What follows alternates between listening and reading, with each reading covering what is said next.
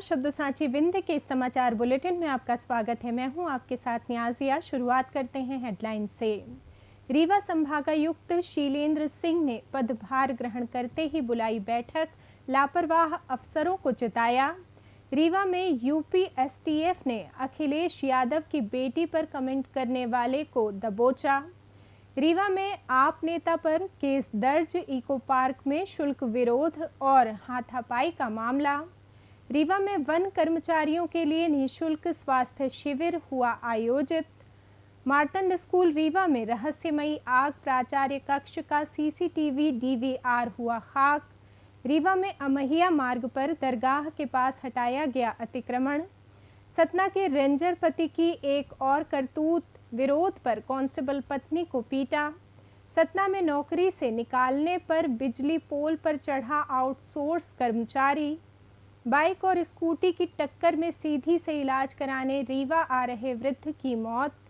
सीधी में 32 लाख की बड़ी चोरी, जेवरात व नकदी समेत दूध दही भी ले उड़े चोर। सीधी जिला अस्पताल में बड़ी लापरवाही, मरीज पर गिरा सीलिंग फैन, मची अफरा तफरी। मैहर में जमीन विवाद को लेकर चाचा ने बहू भतीजे को बेरहमी से पीटा। सिंगरौली में घर के कुएं में गिरे 3 सियारों का किया गया सुरक्षित रेस्क्यू। सिंगरौली में धार्मिक ध्वज विवाद के बाद सरकारी जमीन पर चला बुलडोजर, भारी पुलिस बल तैनात। सिंगरौली में खाद न मिलने से परेशान होकर टावर पर चढ़े 4 किसान। और रीवा सहित पूरे मध्य प्रदेश में मौसम का डबल अटैक, हीट वेव के बीच तेज आंधी बारिश का अलर्ट। अब खबरें विस्तार से। रीवा संभाग के नवागत संभागायुक्त शीलेंद्र सिंह ने सोमवार को औपचारिक रूप से अपना पदभार ग्रहण कर लिया। इससे पूर्व रविवार रात उन्होंने मैहर स्थित प्रसिद्ध शक्तिपीठ मां शारदा धाम में विधि विधान से पूजा अर्चना कर आशीर्वाद लिया। पदभार संभालते ही अपनी प्रतिबद्धता दिखाते हुए उन्होंने सुबह 11 बजे लोक निर्माण, जल संसाधन, महिला एवं बाल विकास, शिक्षा तथा स्वास्थ्य सहित सभी संभागीय अधिकारियों की पहली समीक्षा बैठक बुलाई। तेज तर्रार और सख्त प्रशासक के रूप में पहचाने जाने वाले शीलेंद्र सिंह ने स्पष्ट किया कि संभाग के सभी जिलों का सर्वांगीण विकास कार्यों में पारदर्शिता और सुशासन उनकी सर्वोच्च प्राथमिकता रहेगी। उन्होंने शासन की जन कल्याणकारी योजनाओं को समाज के अंतिम व्यक्ति तक पहुंचाने के निर्देश देते हुए अधिकारियों को साफ चेतावनी दी कि विकास कार्यों और जन समस्याओं के निराकरण में किसी भी प्रकार की लापरवाही बर्दाश्त नहीं की जाएगी और कोताही बरतने वालों पर सख्त कार्रवाई होगी। उत्तर प्रदेश के पूर्व मुख्यमंत्री एवं समाजवादी पार्टी के राष्ट्रीय अध्यक्ष अखिलेश यादव की बेटी पर सोशल मीडिया पर कथित अभद्र व आपत्तिजनक टिप्पणी करने वाले आरोपी नागेश्वर सिंह बघेल को Uttar Pradesh STF cyber crime police, Kanpur commissionerate और रीवा की स्थानीय पुलिस ने संयुक्त कार्रवाई करते हुए दबोच लिया है। रीवा जिले के पनवार थाना क्षेत्र अंतर्गत पूर्वा कल्याणपुर गांव के निवासी आरोपी नागेश्वर के खिलाफ कानपुर कमिश्नरेट की साइबर क्राइम पुलिस ने संज्ञान लिया था, जिसके बाद पनवार थाना प्रभारी के नेतृत्व में संयुक्त टीम ने गांव में दबिश देकर उसे हिरासत में लिया। आवश्यक कानूनी औपचारिकताएं पूरी करने के बाद आरोपी को यूपी एसटीएफ के सुपुर्द कर दिया गया है, जो उसे आगे की पूछताछ और साइबर अपराध की विभिन्न धाराओं के तहत जांच के लिए उत्तर प्रदेश ले गई है। यूपी की कानपुर पुलिस ने सोशल मीडिया पर अभद्र टिप्पणी को लेके एक एफआईआर दर्ज की थी। उन्होंने अपनी वैधानिक कार्रवाई करते हुए जो उसमें आरोपी हैं, जो थाना पनवार का निवासी है, उन्हें गिरफ्तार किया। रीवा शहर के इको पार्क में प्रवेश शुल्क को लेकर रविवार को हुए हंगामे के बाद सिटी कोतवाली पुलिस ने सोमवार को आम आदमी पार्टी के नेता प्रमोद शर्मा के खिलाफ बिना अनुमति धरना प्रदर्शन करने, मारपीट और सार्वजनिक संपत्ति में व्यवधान डालने सहित विभिन्न धाराओं में मामला दर्ज किया है। दरअसल प्रमोद शर्मा इको पार्क में प्रति व्यक्ति 100 रुपये के प्रवेश शुल्क को अवैध वसूली बताकर लंबे समय से विरोध कर रहे थे और रविवार को समर्थकों के साथ पार्क पहुंचने पर प्रबंधन व प्रदर्शनकारियों के बीच कहासुनी हाथापाई में बदल गई थी। इस मामले में जहां आप नेता ने भी पार्क कर्मचारियों पर मारपीट व अभद्रता के आरोप लगाए हैं, वहीं सिटी कोतवाली थाना पुलिस ने इको पार्क प्रबंधन की शिकायत के आधार पर मामला दर्ज किया है। साथ ही घटना के सीसीटीवी फुटेज खंगाले जा रहे हैं ताकि जांच के बाद आगे की वैधानिक कार्रवाई की जा सके। वहीं इस मामले में निगमायुक्त अक्षत जैन का कहना है कि जांच के बाद यदि इको पार्क में निर्धारित शर्तों का उल्लंघन पाया गया तो वैधानिक कार्रवाई की जाएगी। देखिए, संज्ञान में आया है मामला, तो ये अपन लोग अभी एक चेक कर लेंगे और इसमें अगर जितनी भी टर्म्स एंड कंडीशंस हैं उसके विपरीत कुछ भी हो रहा है तो अवश्य रूप से फिर हम लोग उसको बंद करवाएंगे और एक्शन भी लेंगे। हम लोग इसको चेक करके फिर इसकी पूरी कार्रवाई आगे करेंगे। रीवा में वन कर्मचारियों के स्वास्थ्य को ध्यान में रखते हुए मध्य प्रदेश वन कर्मचारी संघ के प्रांताध्यक्ष पंकज पांडे और वन मंडलाधिकारी रीवा के विशेष सहयोग से एक दिवसीय निःशुल्क स्वास्थ्य जांच शिविर का आयोजन किया गया। शिविर में विशेषज्ञ डॉक्टरों की टीम द्वारा वन कर्मचारियों का बीपी, शुगर, हृदय रोग, हड्डी जोड़, किडनी, नेत्र और सामान्य स्वास्थ्य परीक्षण पूर्णतः निःशुल्क किया गया, जिससे बड़ी संख्या में कर्मचारियों ने लाभ उठाया। रीवा शहर के शासकीय उच्चतर माध्यमिक विद्यालय मार्तंड क्रमांक 2 के प्राचार्य कक्ष में बीती रात अचानक लगी रहस्यमयी आग से हड़कंप मच गया, जिसमें वहां रखा सीसीटीवी, डीवीआर, एसी, कुर्सियां और टेबल समेत कई महत्वपूर्ण सामान जलकर खाक हो गए। बता दें कि इस घटना से ठीक एक दिन पहले इसी विद्यालय में नीट परीक्षा का आयोजन हुआ था, जिसके तुरंत बाद सीसीटीवी, डीवीआर के जलने से स्थानीय लोगों के बीच गहरी अटकलें और सवाल उठने लगे हैं। पूर्व में फर्जी अनुकंपा नियुक्ति मामले को लेकर विवादों में रहे स्कूल प्राचार्य की भूमिका और सुरक्षा व्यवस्था पर सवाल उठाते हुए निष्पक्ष जांच की मांग तेज हो गई है। फिलहाल पुलिस और संबंधित विभाग ने मामले को संदिग्ध मानते हुए जांच शुरू कर दी है। रीवा शहर के अमहिया मार्ग पर सड़क चौड़ीकरण के कार्य में बाधा बन रहे अतिक्रमण को हटाने की बड़ी कार्रवाई आज नगर निगम द्वारा की गई। इस कार्रवाई के तहत प्राचीन दरगाह की बाउंड्री वॉल को जनहित और यातायात की सुविधा के लिए करीब 2 फीट पीछे खिसकाया गया है। हालांकि इस कार्रवाई के दौरान दरगाह के सामने की जमीन को लेकर स्थानीय निवासी माया सिन्हा और प्रशासन के बीच विरोधाभास की स्थिति भी देखने को मिली। माया सिन्हा का दावा है कि उनके पास सन 1951-52 के पुराने वैध कागजात और पटवारी का सीमांकन होने के बावजूद उनकी निजी जमीन को कब्जे की बताकर दबाव बनाया जा रहा है। वहीं मौके पर मौजूद अधिकारियों का कहना है कि सड़क चौड़ीकरण के लिए ये कार्रवाई पूरी तरह आपसी समझौते के तहत की गई है और दोनों पक्ष खुद ही अपना अपना हिस्सा हटाने को तैयार हुए हैं। हमारे पास पूरे कागजात हैं पुराने सन 52-51 के, है ना। जगह हमारी थी पर अभी समझौता हुआ इनका, तो इन्होंने कहा कि 2 फीट जगह हमको दे दो, बाकी हम कुछ वो नहीं करेंगे। अब ये लोग बदल रहे हैं, कह रहे हैं कि हमारे पास लिखित में नहीं है, तो ये अभी कोई नफ्ती नहीं हुई है, अभी कोई सीमांकन नहीं हुआ है, जबकि सीमांकन हो चुका है, पटवारी ने लिख के दे दिया है, सब कुछ हो चुका है। उसके बाद भी मनान जी बदल रहे हैं। काम चल रहा है, कार्रवाई चल रही है। कब्जा नहीं है, न तो बाजार कब्जा, न बाजारी कब्जे में है, न सामने वाला कब्जा है। आपसी सहमत से दोनों आदमी अपना अपना अखबार हटवाने के लिए तैयार हो गए हैं और कमेटी वाले से बात हो गई है, सिन्हा जी से बात हुई है और उठा दी। रीवा के एक होटल के कमरे से शुरू हुआ रेंजर पति ब्रजेंद्र पांडे और कांस्टेबल पत्नी भारती उपाध्याय का पारिवारिक विवाद अब कथित मारपीट के सीसीटीवी वीडियो, घरेलू हिंसा के आरोपों और चोरी के एफआईआर तक पहुंच गया है। कांस्टेबल भारती उपाध्याय का दावा है कि उन्होंने 15 जून को अपने पति रेंजर ब्रजेंद्र पांडे को एक होटल में अन्य युवती के साथ रंगे हाथों पकड़ा था, जिसके बाद उनके विरोध करने पर पति ने दबाव बनाने के लिए उन पर कार, 2 लाख रुपए नकद और आईफोन चोरी की झूठी शिकायत दर्ज करा दी।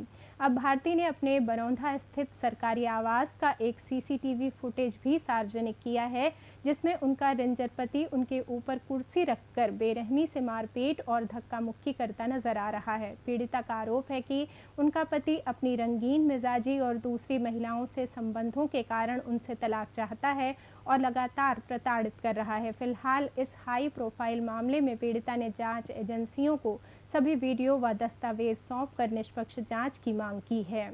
सतना जिले के नागौद क्षेत्र अंतर्गत हरदुआ विद्युत उपकेंद्र में सोमवार सुबह उस समय हड़कंप मच गया जब नौकरी से निकाले जाने के विरोध में आउटसोर्स ऑपरेटर अजय वर्मा चालू विद्युत लाइन के पोल पर चढ़ गया और आत्महत्या की चेतावनी देने लगा। पीड़ित ऑपरेटर का आरोप है कि मानदेय कटौती का विरोध करने पर कार्यपालन अभियंता पल्लव स्वर्णकार द्वारा दुर्भावनापूर्वक कार्रवाई करते हुए कई कर्मचारियों को सेवा से हटाया और दूर स्थानांतरित किया गया है। घटना की सूचना मिलते ही नागौद पुलिस और विभागीय अधिकारियों में हड़कंप मच गया, जिसके बाद मौके पर पहुंची टीम ने सूझबूझ से काम लिया और लगभग 1 घंटे तक चले इस हंगामे के बाद ऑपरेटर को वापस नौकरी में रखने का आश्वासन देकर सुरक्षित नीचे उतारा। सीधी से रीवा इलाज कराने आ रहे एक वृद्ध की जोगीपुर के पास बाइक और स्कूटी की टक्कर में दर्दनाक मौत हो गई। परिजनों के अनुसार सोमवार सुबह करीब 6 बजे कूड़ी थाना सिटी कोतवाली निवासी सोमनाथ यादव अपनी बाइक से इलाज के लिए रीवा जा रहे थे, तभी जोगीपुर के पास पीछे से आ रही एक स्कूटी ने अचानक मोड़ ले लिया, जिसमें दोनों वाहनों में जोरदार भिड़ंत हो गई। इस भीषण सड़क दुर्घटना में सोमनाथ यादव की मौके पर ही मौत हो गई। घटना की सूचना मिलते ही मौके पर पहुंची पुलिस ने शव को पोस्टमार्टम के लिए भेजकर अज्ञात स्कूटी चालक के खिलाफ मामला दर्ज कर जांच शुरू कर दी है। सीधी जिले के बहरी थाना क्षेत्र में रविवार देर रात चोरों ने एक घर में घुसकर करीब 30 से 32 लाख रुपए के जेवरात और नकदी पर हाथ साफ कर दिया। पीड़िता सरोज मिश्रा के अनुसार देर रात करीब 1 बजे के बाद चोर पानी की टंकी के रास्ते छत से घर के अंदर दाखिल हुए और उन पर कोई नशीला या बेहोश करने वाला पदार्थ छिड़क कर सिरहाने पर रखी चाबी चुरा ली, जिसके बाद अलमारियों के ताले खोलकर कीमती सामान पार कर दिया। अजीब बात ये रही कि चोर जाते जाते रसोई में रखा दूध, दही और शक्कर भी अपने साथ समेट ले गए, जिसका पता महिला को सुबह चाय बनाने के दौरान चला। घटना के समय घर में केवल पीड़िता और उनकी बहू मौजूद थीं। फिलहाल बहरी थाना पुलिस ने मौके पर पहुंचकर मामला दर्ज कर लिया है और आसपास की सीसीटीवी फुटेज खंगालकर आरोपियों की तलाश शुरू कर दी है। सीधी जिला अस्पताल के वार्ड में सोमवार सुबह करीब 11 बजे उस वक्त अफरा तफरी मच गई जब छत से अचानक एक चालू सीलिंग फैन टूटकर इलाज करा रहे एक मरीज के पैर पर गिर गया। इस हादसे से घबराए और ड्रिप चढ़वा रहे अन्य मरीज व उनके परिजन दहशत के चलते अपने अपने बेड छोड़कर बाहर की ओर भागने लगे। प्रत्यक्षदर्शियों के अनुसार घटना के बाद ड्यूटी पर तैनात नर्स या वार्ड बॉय ने ना तो घायल मरीज की सुध ली और ना ही गिरे हुए पंखे को रास्ते से हटाया, जिसे बाद में परिजनों ने खुद किनारे किया। वहीं इस मामले में जिला अस्पताल के सिविल सर्जन ने घटना को लेकर अनभिज्ञता जाहिर की। मैहर जिले के भमराहा गांव में जमीन विवाद को लेकर एक ही परिवार में खूनी संघर्ष हो गया, जिसका वीडियो सोशल मीडिया पर वायरल हुआ है। घटना तब हुई जब पीड़ित सनिल तिवारी द्वारा अपनी जमीन पर जबरन बाड़ी लगाने का विरोध करने पर उनके चाचा दिनेश प्रसाद तिवारी और प्रेमलाल तिवारी ने उन पर लाठी डंडों से हमला कर दिया। बीच बचाव करने आई सनिल की पत्नी संध्या तिवारी को भी आरोपियों ने डंडे से मारकर जमीन पर गिराया, बाल पकड़कर बेरहमी से घसीटा और जान से मारने की धमकी दी। इस मारपीट में सनिल, उनकी पत्नी संध्या और भाई अनिल तिवारी गंभीर रूप से घायल हो गए, जिन्हें पड़ोसियों ने बीच बचाव कर अस्पताल पहुंचाया। फिलहाल रामनगर थाना पुलिस ने दोनों नामजद आरोपियों के खिलाफ केस दर्ज कर मामले की जांच शुरू कर दी है। सिंगरौली जिले के माडा क्षेत्र अंतर्गत ग्राम सुलियारी में रविवार देर रात एक घर के अंदर बने कुएं में गिरे 3 सियारों को वन विभाग की टीम ने ग्रामीणों के सहयोग से सुरक्षित बाहर निकाल लिया। घटना की सूचना मनीष सोनी नामक ग्रामीण ने रात करीब 11:30 बजे वन विभाग को दी थी, जिसके बाद वन विभाग और सुरक्षा श्रमिकों की टीम ने रात 1 बजे मौके पर पहुंचकर रेस्क्यू ऑपरेशन शुरू किया। काफ़ी प्रयासों के बाद तीनों सियारों को बिना किसी चोट के सकुशल बाहर निकाला गया और स्वास्थ्य परीक्षण के बाद उन्हें जंगल में सुरक्षित छोड़ दिया गया। वन परिक्षेत्र अधिकारी ने बताया कि जंगलों से घिरे इस क्षेत्र में भोजन पानी की तलाश में अक्सर वन्यजीव आबादी में आ जाते हैं। ऐसे में ग्रामीणों की सतर्कता और समय पर मिली सूचना से ही ये सफल रेस्क्यू संभव हो सका।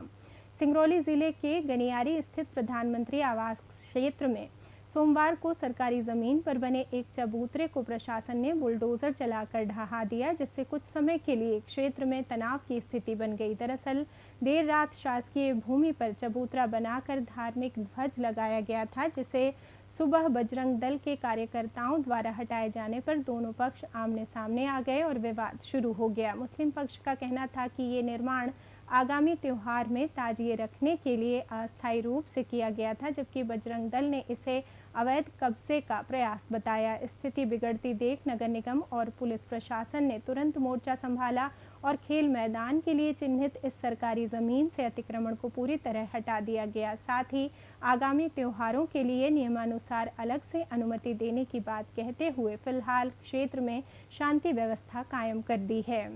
सिंगरौली जिले के हररहवा क्षेत्र में सोमवार दोपहर खाद की किल्लत से परेशान होकर 4 किसान एक हाई टेंशन बिजली टावर पर चढ़ गए, जिससे इलाके में हड़कंप मच गया। दोपहर करीब 1 बजे किसान श्याम सुंदर के साथ 3 अन्य किसान टावर पर चढ़े और लगभग 2 घंटे तक वहां डटे रहे। शासन चौकी प्रभारी संदीप नामदेव सहित प्रशासनिक अधिकारियों ने मौके पर पहुंचकर ग्रामीणों की मौजूदगी में किसानों को समझाने का प्रयास किया। मामले पर अपर आयुक्त सहकारिता ने बताया कि ऑनलाइन प्रणाली में तकनीकी दिक्कतों और आईडी जनरेट न होने के कारण जिले के कई किसानों को खाद मिलने में परेशानी हो रही है। फिलहाल पुलिस और प्रशासन वैकल्पिक व्यवस्था के जरिए खाद उपलब्ध कराने का आश्वासन देकर किसानों को सुरक्षित नीचे उतारने और स्थिति को नियंत्रित करने में जुटा है।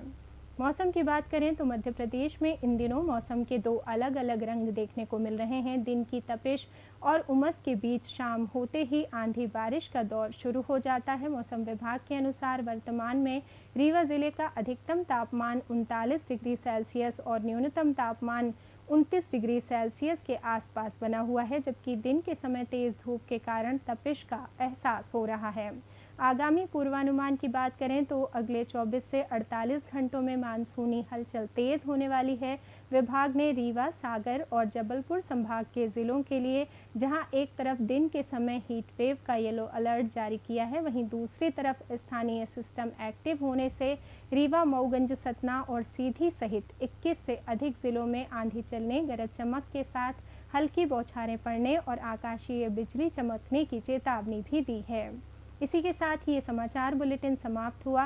कल फिर मिलेंगे नई खबरों के साथ। जुड़े रहिए शब्द साझी विंध्य से, और विंध्य से जुड़ी तमाम खबरों के लिए हमारे चैनल को सब्सक्राइब कर दें। वीडियो को लाइक करें, शेयर करें और बेल आइकॉन दबाना ना भूलें। अपने आसपास की खबरें हम तक पहुंचाने के लिए स्क्रीन पर दिए नंबर पर आप संपर्क भी कर सकते हैं। धन्यवाद।